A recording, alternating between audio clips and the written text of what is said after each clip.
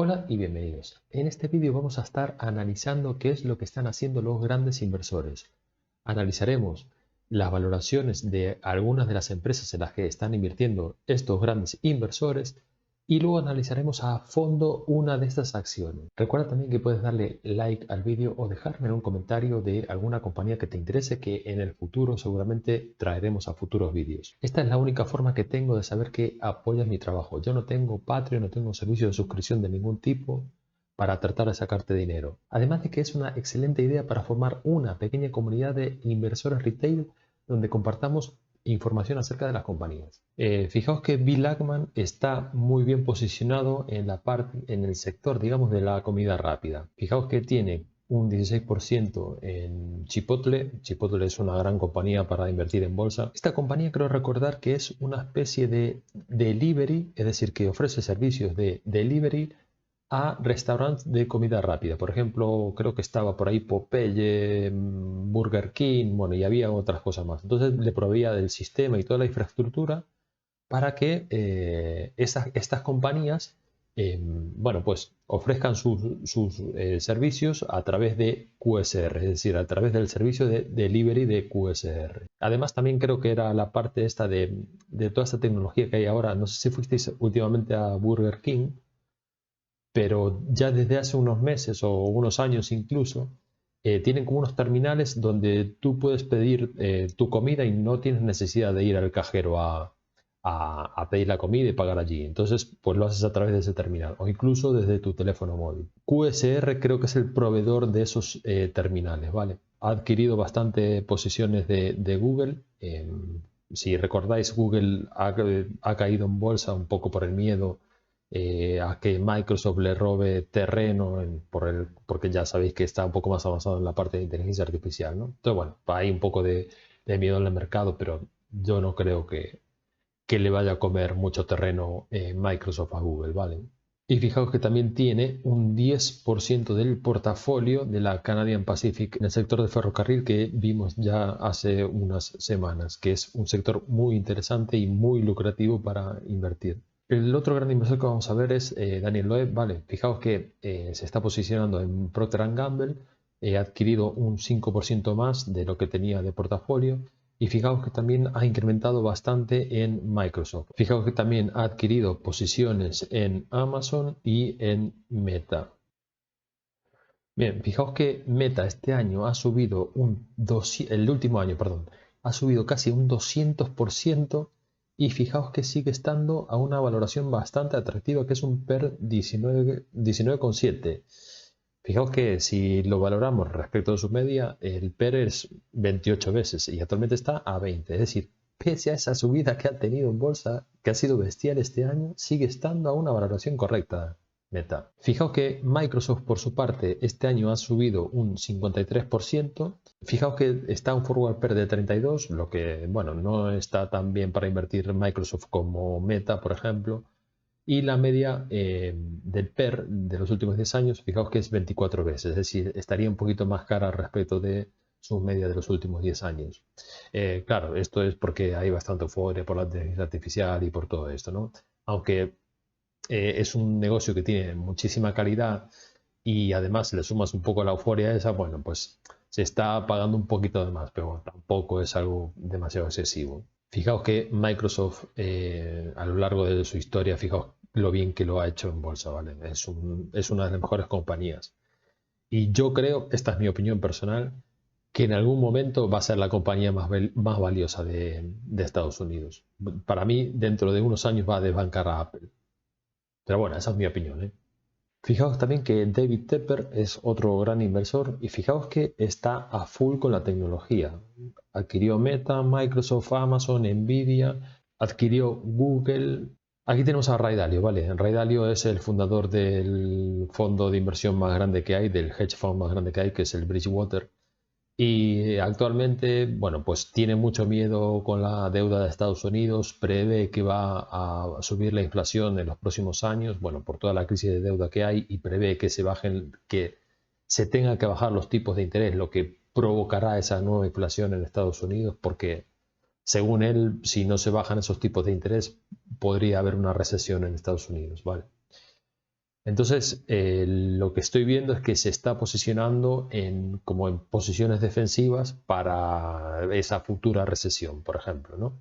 Además de que también se está viendo que este hombre está tratando de diversificar en compañías extranjeras, por ejemplo, en compañías donde tengan mercado en China, por ejemplo, pero no en compañías chinas directamente. O sea, por ejemplo, está tratando de mirar compañías que sean americanas, pero que tengan potencial de crecimiento en China, ¿vale?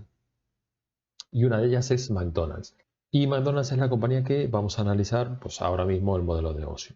Seguramente el próximo vídeo que haga será de Ray Dalio, de las posiciones que está incrementando y por qué creo que está haciendo esos movimientos, y además analizaremos las principales posiciones, analizaremos los modelos de negocios de esas compañías, ¿vale?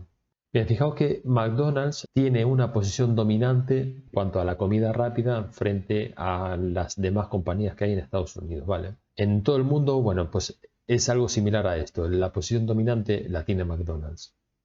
McDonald's, para el que no lo sepa, tiene dos líneas de negocios principales, ¿vale? Una sería la parte de, bueno, vender hamburguesas y comida rápida y todo esto, que es lo que todo el mundo conoce, pero tiene otra línea de negocio que es la línea de franquicias. Y este es el kit de la cuestión. De hecho, esto lo explica muy bien la película de la historia de McDonald's, que si no la visteis, os la recomiendo porque es una película que os ayudará a entender un poco cómo funciona la compañía, y además que es una película muy entretenida, trabaja Michael Keaton. Pero bueno, independientemente de la película, tenemos dos líneas de negocios, que sería la parte de comida rápida y la parte de franquiciado. Fijaos que McDonald's, lo bien que lo ha hecho a lo largo de su historia en estos últimos años, desde 2006 hasta 2022, fijaos que ha tenido un comportamiento en bolsa de un 12% anualizado, ¿vale? Esto que vemos aquí sería el informe 10K. Esto se puede descargar de la web de McDonald's en la parte de relación con inversores, o podéis ir a la página de la SEC de Estados Unidos y descargar ahí el informe, o podéis ir a Seeking Alpha y descargarlo ahí, o a TKR, y bueno, está en muchísimos sitios el informe 10K. Eso es una buena forma de entender cómo funciona un negocio de una compañía. Es decir, lo primero que tienes que hacer es ir a buscar el informe 10K, y en la parte de Description of the Business, ahí es donde te explica más o menos cómo funciona el negocio. Hay ciertas compañías que además de este informe te publican una presentación, y en esa presentación tratan de explicártelo un poco más de forma gráfica. Es decir, te facilitan un poco el trabajo a ti como inversor de explicarte cómo funciona su modelo de negocio, ¿no? Pero hay otras compañías en las que no. McDonald's es una de las que no te lo explica de forma gráfica. Tienes que ir al informe 10K. Bien, entonces McDonald's genera dinero a través de dos líneas de negocio, digamos, ¿no? Uno que sería la comida rápida, es decir, sus propios restaurantes, y la otra es por el sector del franquiciado, ¿vale? Este sector de franquiciado sería, por ejemplo, McDonald's es dueña de muchísimas propiedades alrededor del mundo, entonces alquila esas propiedades. Entonces te alquila esa propiedad, por lo que tú le tienes que pagar un pago por el alquiler, pero además ahí, como vas a construir un McDonald's, le tienes que pagar unas comisiones de acuerdo a las ventas que tengas para McDonald's, ¿vale? Esta parte de alquiler es muy lucrativo porque, y aparte que es muy resistente a la inflación, porque te atan en el contrato, aparte que es un contrato de 20 años, es decir, la compañía X que le alquile a McDonald's y que le pague el franquiciado va a estar atada a McDonald's durante 20 años. Además de que ese alquiler que te va cobrando McDonald's, seguramente lo tienen atado y ligado a la inflación, ¿no? Entonces, la inflación que pueda haber en el país donde esté alojado esta franquicia no le va a afectar absolutamente en nada. Además de que todos los gastos de seguros y todos estos gastos que pueda tener un local corren a cuenta del cliente. Por lo que McDonald's se la lleva a palas la plata. Y con lo que genera de todos estos ingresos, pues como es evidente, va recomprando acciones, va subiendo dividendos y va comprando también pues, terrenos para ir abriendo más tiendas, ¿no? McDonald's tiene previsto abrir muchísimas tiendas en China. Esta es la razón por la que creo que Ray Dalio se está posicionando en McDonald's, ¿vale? Fijaos que aquí en el balance, esto también está sacado del informe 10K, fijaos que aquí nos desglosa las ventas por restaurante, es decir, las ventas de comida rápida que tiene el propio McDonald's y la parte de franquiciado, ¿vale? Fijaos que es bastante mayor la parte de franquiciado con la de venta de comida rápida. Fijaos los márgenes que maneja McDonald's que son muy altos, ¿vale? Fijaos que aquí, bueno, aquí fue un poco cuando estaba Estados Unidos saliendo de la crisis, bueno, aquí un poco afectada se vio, pero no demasiado. Pero fijaos que cuando empezó a recuperar un poco ese ritmo de ventas, fijaos cómo se iban expandiendo esos márgenes que, bueno, pues más o menos están rondando el 45, entre el 45 y el 50%, ¿no? Y fijaos cómo también se prevé que aquí se expandan incluso más, ¿no? Y fijaos que, bueno, más o menos este 9,2 es más o menos ese ritmo al que viene creciendo la compañía, ¿no? O sea, un poco viene creciendo al ritmo al que crecen los beneficios en bolsa, pero bueno, también se paga un poco más porque el mercado sabe la calidad que tiene el negocio, que es un negocio muy predecible, que es muy resistente a la crisis y todo esto, ¿no? Fijaos que actualmente está a un PER 22, o sea, es más o menos adecuada la valoración que tiene eh, respecto del crecimiento que tiene de los beneficios. Y fijaos también que está cotizando actualmente a un forward PER de 22,6, que más o menos está en su media histórica de los últimos 10 años. ¿Vale? En la sesión de comentarios, JM me preguntaba acerca de mi opinión acerca de PayPal y Disney. ¿Vale? Entonces veremos una rápida valoración acerca de estas compañías. Os animo a que me dejéis vuestras compañías favoritas, como os dije al inicio del vídeo, para que entre todos formemos una comunidad de inversores y compartamos información. ¿Qué es lo que ocurre con PayPal? Vale, pues PayPal desde mi punto de vista está perdiendo la ventaja número uno que tenía, que era un monopolio, era el monopolio de los pagos online, era la fintech, fue la primera fintech que hubo prácticamente. Entonces, esa ventaja la está perdiendo, pero que le surjan competidores a PayPal no tiene por qué ser malo. Es decir, bueno, pues no va a generar los ingresos que generaba antaño, pero sigue teniendo un crecimiento muy bueno en cuanto a sus beneficios, ¿vale? ¿Qué pasa? Que a eso se le sumó que en la época de la pandemia estaba a valoraciones ridículas como mostraré a continuación. Si os vais a Seeking Alpha, en la descripción del vídeo os dejo un enlace de afiliados para que el que le interesa se quiera suscribir a la sección premium para poder acceder a los análisis, para poder acceder a las valoraciones, a la presentación de resultados y todo esto de PayPal, ¿no? Os da 50 euros de descuento y es una oferta exclusiva del canal. Y además de que me estaréis ayudando a mí porque yo me llevaré una pequeña comisión. Entonces, si veis los análisis que escriben los inversores que participan aquí en Seeking Alpha, veis que la mayoría está bullish con la acción y de hecho yo también estoy bastante bullish. Vemos que la compañía pues a lo mejor ahora no va a tener ese volumen tan bestial que tenía antes en ventas, pero que esta compañía siga generando y siga creciendo pues a un ritmo de eso, del 12%, 10%, no está mal, porque además PayPal ya tiene un tamaño que es considerable, ¿no? Entonces, bueno, pues sí, es evidente que se esté ralentizando por lo que os dije antes, que le están surgiendo competidores y está perdiendo su monopolio.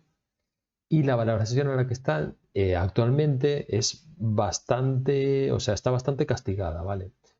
Fijaos que en la época de la pandemia llegó a estar a PER 65, lo que era una salvajada, como ocurrió con muchísimas acciones. Fijaos que su media histórica en los últimos 10 años es un PER 30 más o menos.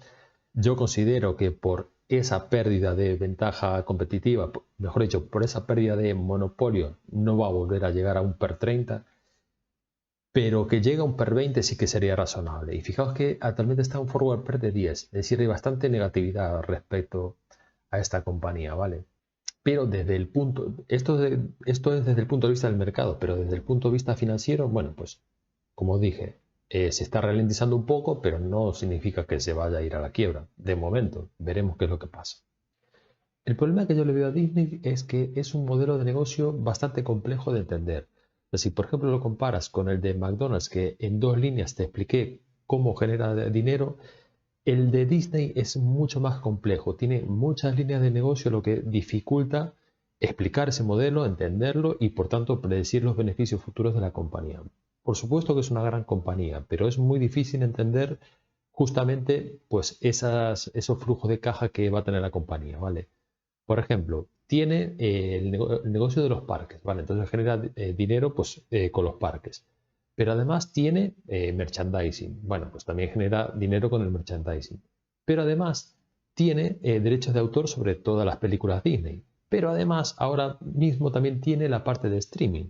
Esa parte de streaming, por ejemplo, produce películas, produce series, por lo que ahí también tiene inversiones que hacer la compañía. Entonces, son muchas cosas a tener en cuenta.